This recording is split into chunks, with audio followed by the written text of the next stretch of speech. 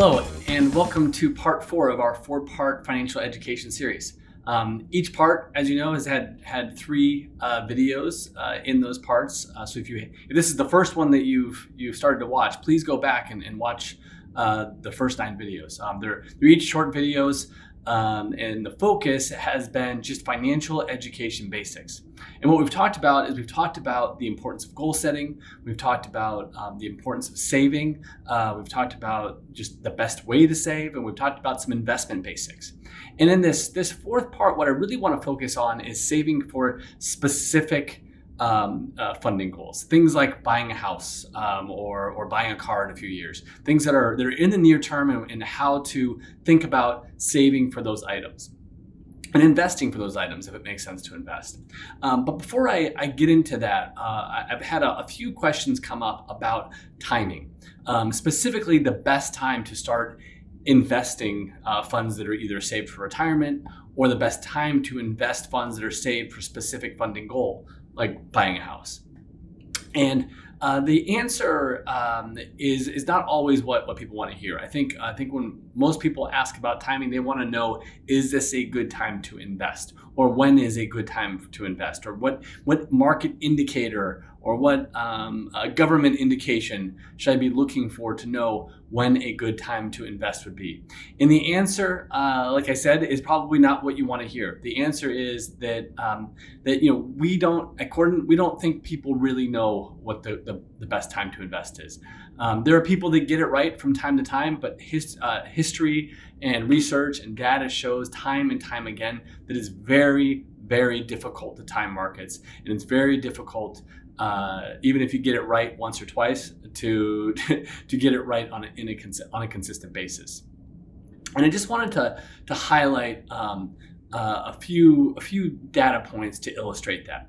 And the first is this slide right here. So what this is this slide is showing what average market returns look like after new market highs.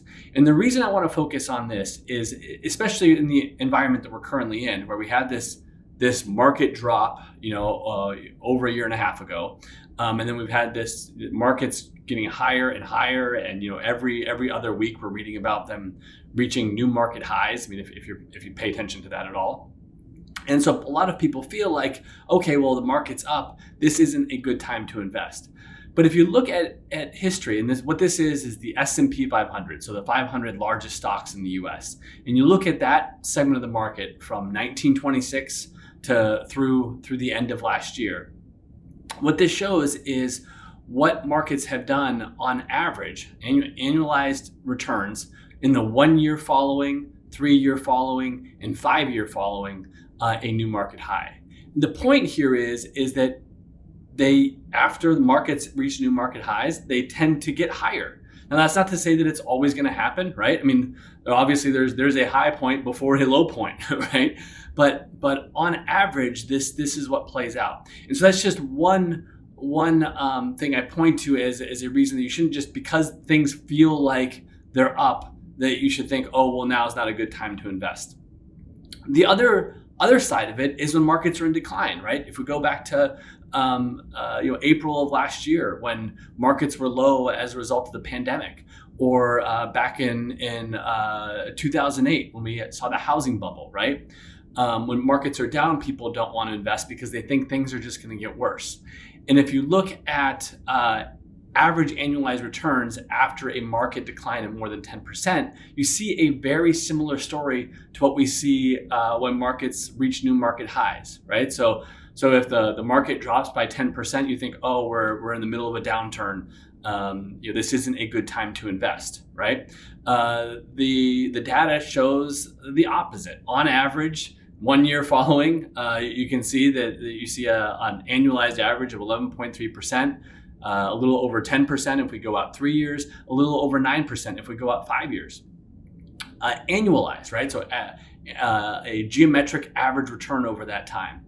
So I think it's really easy to think that that whatever condition you're in isn't the right time. The reality though is we don't know what's going to happen in the short term. We can see big ups, we can see big downs. It's going to be a roller coaster ride, and the amount of that ride that you want to take on really depends on your ability to take on risk and your ability to handle that risk, and know that and question whether you have the time horizon to take on that short-term volatility to capture historically what has been good returns over longer periods of time. Again, right, when we look at these slides, we're looking at long periods, right? This is 1926 to 2020, and these are averages. And so there are definitely exceptions, right? Where we've seen a 10% decline, there's declines afterwards. We've seen a market high, and there's not new highs afterwards, right? But we're trying to what we try to do is put the odds in our favor when it comes to investing, and these are illustrations of that point. The last thing I want to say is that just how once you are invested, the importance of staying invested, right? So just thinking again, and this just illustrates again how difficult it is to time things.